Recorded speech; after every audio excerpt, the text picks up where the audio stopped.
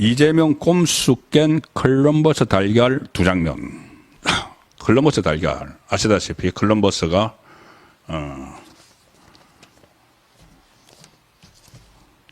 달걀을 세울 수 있느냐, 이렇게 세로로 세울 수 있느냐. 그러니까 아무도 못 세우니까 밑에 이제 깨가지고 세웠죠. 발상의 전환. 그래서 신대륙을 발견하러 떠났다. 이제 그 과정에서 콜럼버스 달걀 이야기가 나오는데, 그러니까 발상의 전환이죠. 최근에 이재명 그리고 조국 뭐 이쪽에서, 특히 이재명 쪽에서 여러 가지 꼼수를 부리고 있습니다. 여러 가지 이제 첫 번째 장면을 먼저 말씀드릴 텐데, 방탄을 위해서, 자기 방탄을 위해서 여러 가지 꼼수를 부리고, 또 그 상황에서 정보를 혼란하게 하고 국가 기관을 흔드는 그런 일들이 많죠. 뭐 법원에 대해서 뭐 법 왜곡죄 뭐 이런 것도 하고, 뭐 판사 탄핵 이야기도 하고, 검찰청 해체. 제가 오늘 오후에 송근 혼수 시간에 전해드렸다시피 아예 검찰청의 그 특수활동비 예산을 다 빼버리겠다. 다 삭감해버리겠다. 이제 예산국회 시작이 되면은 검찰의 특수활동비 예산을 삭감을 해버리면은, 그러니까 완전히 다 백지를 다 빼버리면은, 제로로 만들어버리면은 큰 수사 두 가지를 못합니다. 하나는 대공수사하고 하나는 마약수사인데, 물론 이제 대공수사는 수사권이 경찰로 넘어가 버렸죠. 작년 말에 넘어갔지만은, 가령 예를 들어서 그런 이제 비밀리에 해야 되는 수사, 그거는 특활비로 쓰는 거죠. 특활비 수사비로 쓰는 겁니다. 가끔 특활비 유용 이런 것은 그때 이제 뭐 검사들끼리 회식하면서 주고 한 거, 그런 것은 일탈이죠. 일탈이 있지만 큰 줄기에서는 검찰의 특수활동비는 특수수사를 위해서, 마약수사 같은 거를 위해서 쓰는 건데, 검찰에 대해서 분풀이 하느라고 그것을 특활비를 다 제로로 만들어 버리겠다고 하고 있습니다. 제로로 만들어 버리면은 이 검찰 마약 수사 하기 어려워지는 거죠. 대공수사야 어차피 수사권 경찰이 가져가 버렸으니까는. 그래도 어느 정도 기초 수사는 또 할 수도 있는데 그걸 못하게 하는 겁니다. 특활비 하니까 또 그 특활비 그 전문원 문재인이죠. 문재인 지금 의혹이 있는 그 특활비. 청와대 특활비가 법무부 특활비보다 많습니다. 법무부 특활비가 한 150억, 60억 된다고 하는데 그중 절반 이상이 검찰 특활비죠. 그런데 어쨌든 이렇게 꼼수를 쓰고 막 분풀이를 하고 있는데, 이 속수무책으로 그 여건이 지금 당하고 있는데, 최근에 두 개의 장면이 있었습니다. 반전을 시키는. 그 하나가 바로 콜럼버스 달걀을 깬 것이 이 이진숙 그 방통위원장, 이진숙 방통위원장이 민주당이 헌재를, 헌법재판소를 마비시키기 위해서 마비시켜야지 나중에 여러 가지 정치적인 복선을 깔 수가 있습니다. 그건 이제 저번에 설명드렸으니까. 어쨌든 헌재를 마비시키기 위해서 국회목 추천 3명을 추천을 안 하고 있었죠. 지금 3명이 내일 17일 내일 임기가 만료돼서 새로운 세 사람이 국회에서 들어와야 되는데, 추천목 세 사람이 들어와야 되는데 민주당이 거기에서 추천을 안 하고 있습니다. 그러면은 헌법재판소는 심사가 9명 중에서 7명이 참석해야 되기 때문에 3명이 없으면은 심의를 못 하죠. 그러면은 당장 이준숙 방통위원장은 탄핵 소추가 됐기 때문에 빨리 헌재가 심의를 해서 탄핵을 기각을 시켜야지 직무에 복귀를 하는 겁니다. 그런데 이제 그걸 내일이 지나면은 아예 심사가 안 열리기 때문에 못 하죠. 그래서 신의 한 수, 콜럼버스 달걀처럼 발상의 전환을 해서 가처분 신청을 냈죠. 헌법 소원을 내면서 9명 중에 7명이 있어야지 심사를 한다는 헌법재판소법은 위헌이다. 자, 가처분 그 위헌 심판을 청구를 냈는데, 그 위헌 심판 청구는 시간이 오래 걸리죠. 그러면은 이 위헌 심판 청구도 바로 그 헌법재판소에서 합니다. 자기들 거 하는 거죠. 시간이 오래 걸리는데 그걸 17일이니까 일단 가처분을 신청을 한 겁니다. 가처분은 즉각 효력을 발휘를 하죠. 나중에 본안심사는 따라하고. 가처분 신청해서 헌법재판관 전원 일치로 인용을 해서 이게 이제 6명으로도 본안심사는 올 때까지 6명으로도 헌재 기능의 살아갑니다. 3명을 안 해도. 그러니까 민주당이 이제 그렇게 되니까 급하게 또 3명을 하겠다고 하고 있는데 어쨌든 그게 발상의 전환이죠. 꼼수. 방탄 꼼수를 깰 수 있는 그 발상의 전환인데 오늘 또 보도를 보면은 그런 아이디어를 낸 사람이 이진숙 방통위원장의 대리인 최창호 법무법인 정론 변호사의 기지로 가능했다. 또 이런 말이 나왔는데 이 최창호 변호사가 한 말이 이 콜럼버스 달걀처럼 이렇게 발상을 했다. 뭐 이런 이야기를 해서 제가 콜럼버스 달걀 이야기도 했습니다. 그런데 이것이 또 힌트를 준 사람이 헌법재판관이었다. 문형배 재판관이 여기서 이제 어떤 힌트를 줬다. 또 이런 말도 나오고 어쨌든 헌법재판소에서도 이것이 절실하게 필요한 일이었고 그래서 뭐 힌트를 직접 줬는지 모르겠지만 그것을 이진숙 방통위원장의 대리인 변호사가 이것을 이진숙 방통위원장에게 이야기를 해서 헌재 무력화 시도를 무력화시켜버린 거죠. 자, 이게 이제 한 장면인데 또 한 장면이 뭐냐. 자, 제가 썸네일에 붙인 김성태 입 연다. 이화영 녹취록 진실. 이것과 관련된 말씀입니다.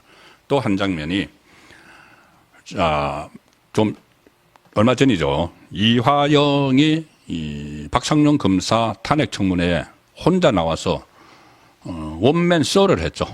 감옥에 있는 사람을 법사위에 불러다가 변론을 마음껏 하도록 하는 자기 변명을 마음껏 하도록 하는 막 검사들을 비아냥거리고 참석했던 국민의힘 의원들도 조롱을 하고 막 그랬죠. 그런데 그때 반전이 일어났습니다. 반전이 뭐냐? 대통령 법률비서관 출신 주진우 의원이 녹음을 하나 딱 틀었죠. 법사위에서. 무슨 녹음이냐? 기억났을 겁니다. 바로 이화영. 거기 이제 나와서 혼자 원맨쇼를 하던 이화영과 이화영의 변호사, 그전에는 이재명의 변호사였던 자파 변호사, 민변 창립자인 김형태 변호사. 김형태 변호사는 이화영보다 훨씬 위죠. 뭐 자파에서도 서열이 굉장히 앞섭니다. 그래서 김형태 변호사에게 이화영이 감옥에서 아마 변호인 접견을 하면서 녹음이 이제 김형태가 녹음을 했겠죠. 뭐 그 의도에 대해서는 또 말이 길어지니까 일단 놓고 거기서 이화영이 고민 상담을 합니다. 김성태가 지금 폭로를 하려고 해요. 폭로를. 그러니까는 그 김형태 변호사가 자기가 이제 이재명 변호사도 다 있기 때문에 이화영 변호사도 하고 그 내용을 다 안다는 겁니다. 그 변호사비 되나? 그거 다 알려졌잖아. 그리고 또 재판 거래? 그것도 뭐 다 보도됐는데 뭘. 또, 돈 준 거, 대선 때 그 김성태가 이재명 그 비선 캠프에 돈 준 거, 뭐 그런 것도 다 뭐 보도됐는데 대수롭지 않게 이야기를 하는데 이화영을 뭐라고 하냐면은 그게 아닙니다. 더 있어요. 나만 알고 있는 게 있어요. 두려워요. 굉장히 두려워요. 이런 이야기를 했죠. 자, 그래서 그게 이제 반전시키는 장면 두 번째입니다. 거기서 이화영의 원맨쇼를 펼치는 정청래의 법사위에서 거기 가서 분위기를 반전시킨 이 장면이 이 콜럼버스 달걀 두 번째 장면인데, 자, 그런데 김성태가 검찰에서는 지금 이 조금 전에 말씀드린 세 개입니다. 그게 하나는 변호사비 대납, 또 하나는 재판거래, 또 하나는 대선 자금 지원.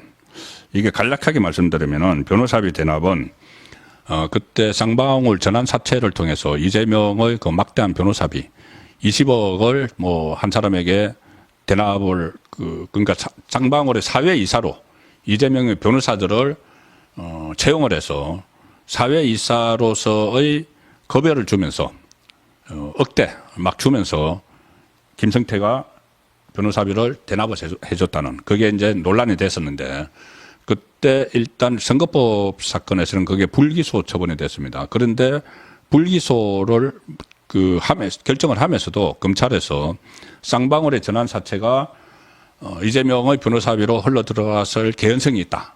이걸 남겼습니다.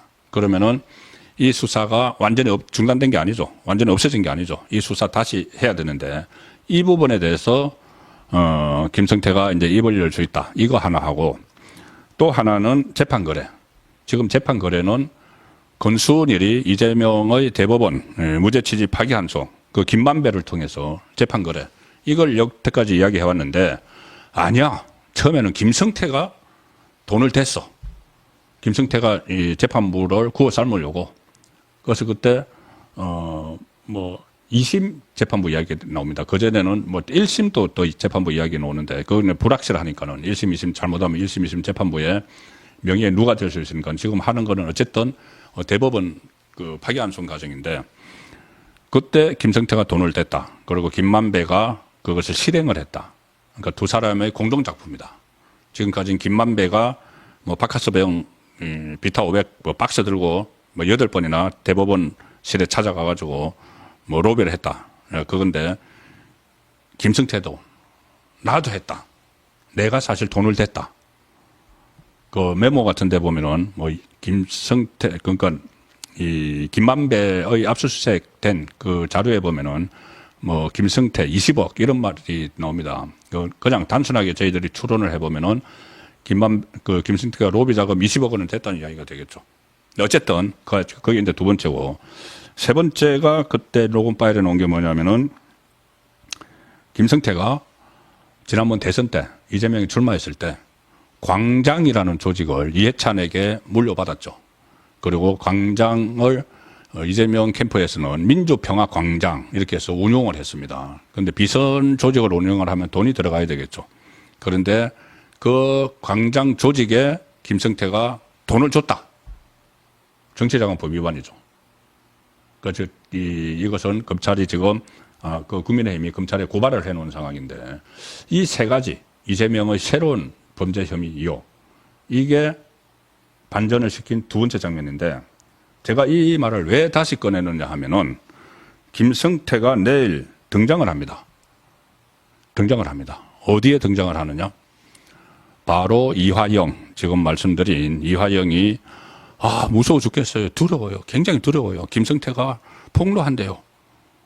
이야기했던 이화영의 2심 재판, 대북 송금과 관련된 사건의 2심 재판에 출석을 합니다. 자, 지금 제가 며칠 전에 한번 말씀을 드렸습니다. 그 이화영의 2심 재판부, 수원지법 2심 재판부가 상당히 이 판결을 뭐 신속하게 하겠다는 뜻을 분명히 했죠.